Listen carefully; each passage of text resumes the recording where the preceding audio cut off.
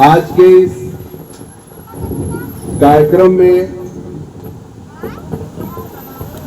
जो हम लोग मान क्रांतिकारी सांसद हम सबकी हमारे समाज की एक वीरांगना फूलन देवी जी का शहादत दिवस मना रहे हैं। पहले तो बहुत बहुत शुक्रिया, बहुत बहुत धन्यवाद। कितनी संख्या में महिला समाज यहाँ इकट्ठा हुआ है। हमारे पहले भाई विजय बहादुर वर्मा जी ने, अवधराज जी ने या और तमाम वक्ताओं ने सबका नाम ले लिया है। मैं सबका नाम लेके आपका कीमती समय खराब नहीं करना चाहता। आज के इस कार्यक्रम की अध्यक्षता कर रहे अध्यक्ष महोदय तथा संचालन कर रहे संचालन महोदय भाई त्रिवेणी निषाद जी और बैठे हुए यहाँ सभी साथियों को, मंचासीन साथियों को और हमारे सामने जितने भी लोग हैं, सबको बहुत बहुत बधाई देता हूँ। क्योंकि समाज में किसी मोस्ट बैकवर्ड, किसी दलित की ना तो जयंती अमूमन मनाई जाती है, ना उनका शहादत दिवस मनाया जाता है। आज जिनका हम लोग शहादत दिवस मनाने आए हैं, इकट्ठा हुए हैं, आप जानते हैं कि वो मिर्जापुर की सांसद थी। अभी डॉक्टर साहब ने बताया कि जालौन में उनका जन्म हुआ था। आज ही के दिन दिल्ली में, जहां पर सबसे ज्यादा पुलिस फोर्स और व्यवस्था रहती है, दिल्ली के भीतर संसद निवास में जहां सांसद लोग रहते हैं, फूलन देवी जी सांसद थी, अपने घर से निकल रही थी और उनके दरवाजे पे उनको गोली मार के हत्या कर दी गई थी। आज के दिन अब क्यों हत्या किया गया? फूलन देवी के हत्यारों ने कहा कि हमने, फूलन देवी ने अपने बेहमही गांव में जो 20 ठाकुरों को गोली मारा था, उसका हमने बदला लिया है। अब फूलन देवी ने 20 ठाकुरों को गोली क्यों मारा था? हमारे मल्लाह समाज की एक लड़की थी, जैसे हम लोग अमूमन गांव में रहते हैं, शादी हो गई एक बुजुर्ग आदमी के साथ, उम्र में बहुत ज्यादा था, 11 साल में शादी हो गई फूलन देवी की। वहां पटी नहीं, बड़ी उत्पीड़न होता था। हमारे यहाँ उत्पीड़न होता ही है।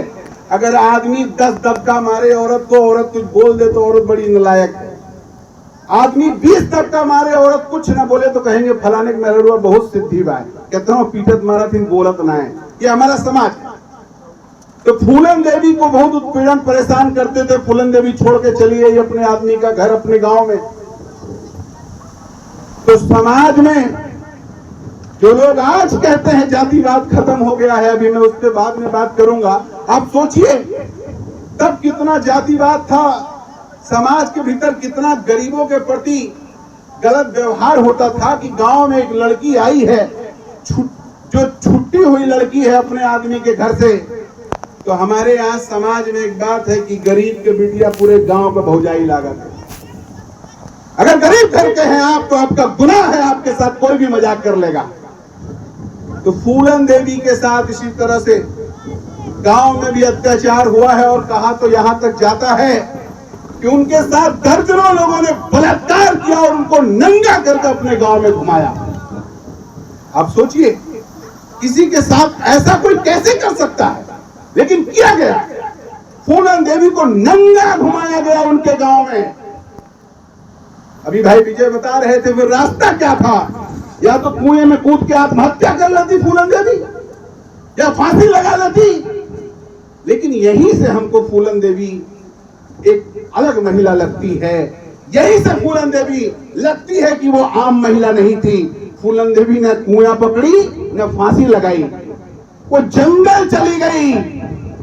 और जालौन, बांदा, हमीरपुर और बुंदेलखंड में एक कहावत है कि जो भी समाज से गुस्सा होता है, वो जंगल में जाके तिलक लगाता है, डाकू बन जाता है। डाकू बनना कोई आम बात नहीं है। पूरे इलाके की पुलिस लग जाती है आपके पीछे और जहां पाएगी गोली मार देगी पुलिस। तो सोचिए कितना बड़ा कलेजा था, कितना बड़ा हिम्मत था फूलन देवी का। तब हम आज आप उनको याद कर रहे हैं। फूलन देवी डाकू बन गई और फिर अपने डाकू के समूह के साथ आई, उनसे बदला ली जिन्होंने उनके साथ बलात्कार किया था, जिन्होंने उनको नंगा करके गांव में नचाया था। एक एक करके सबको फूलन देवी ने गोली मार दिया और उसके बाद लड़ते हुए समाज के गरीबों के साथ न्याय के लिए संघर्ष करते हुए फूलन देवी फिर अपने आप को 1983 में अर्जुन सिंह के सामने सरेंडर कर दी कि हम डाकू अपने मर्जी से लूटने काटने के लिए नहीं बने हैं। हम डाकू बने थे अपने अत्याचार का बदला लेने के लिए और हमने बदला ले लिया, हम बंदूक फेंकते हैं। फूलन देवी जी ने बंदूक फेंक दिया। तब हम आप उनको याद कर रहे हैं। जो आदमी अपने हक के लिए नहीं लड़ सकेगा वो फिर दूसरों के लिए क्या लड़ेगा? जो अपने लिए नहीं बोल सकेगा वो दूसरों के लिए क्या बोलेगा? तब साथियों हमें इस बात पे गर्व होना चाहिए कि फूलन देवी हमारे समाज की महिला थी। वैसे हमारा इतिहास बहुत गड़बड़ है। हमारे हिंदुस्तान में इतिहास खाली राजा रानी के कहानियों से भरा पड़ा हुआ है। आप लोग कथा भागवत सुनने जाते होंगे, आज तक जितना कथा सुने होंगे, एक गरीब ब्राह्मण, एक गरीब ब्राह्मणी, एक गरीब विप्र, कहानियों में यही सब होता है। कभी भी किसी कहानी में एक गरीब मछुआरा, एक गरीब कुम्हार, एक गरीब कहार, ये सब नहीं देखने को मिलेगा, क्योंकि हिंदुस्तान का कहानी